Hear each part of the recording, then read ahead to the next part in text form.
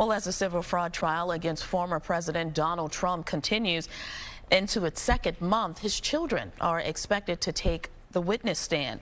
Today, it will be Don Jr. Let's get right to Fox 5's Robert Moses. He joins us outside the state Supreme Court in Lower Manhattan with those details. Good morning, Robert.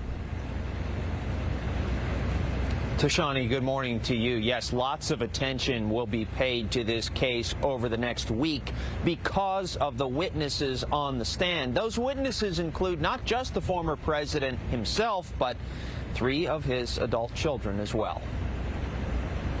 Prosecutors say they anticipate questioning Donald Trump Jr. this afternoon. His brother, Eric Trump, is expected to testify tomorrow. Both are defendants, along with their father, former President Donald Trump, and the Trump Organization, in the civil fraud trial that continues in Lower Manhattan.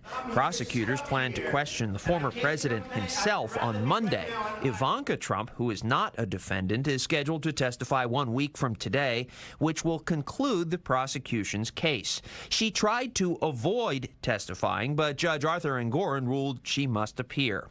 The non-jury trial, which is expected to conclude in December, is the result of a lawsuit filed by Attorney General Letitia James, who accused the former president and his fellow defendants of fraudulently inflating the value of properties to secure better loan terms. Before the trial, Engoron ruled that they did that. After each side makes its case, he will decide if the defendants must pay $250 million and be barred from ever operating a business in New York State again, as James has sought.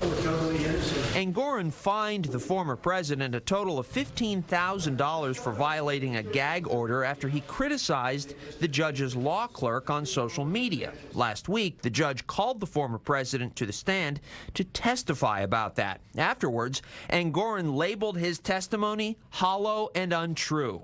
The former president has attended the trial on several occasions, including for the testimony of his one-time fixer turned nemesis, Michael Cohen.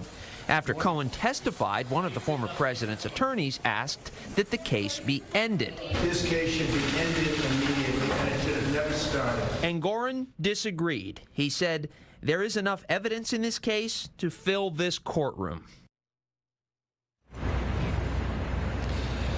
And we can't lose sight of the fact that this trial is playing out right in the midst of the presidential campaign. And to that end, the next Republican presidential debate is scheduled for a week from today in Miami.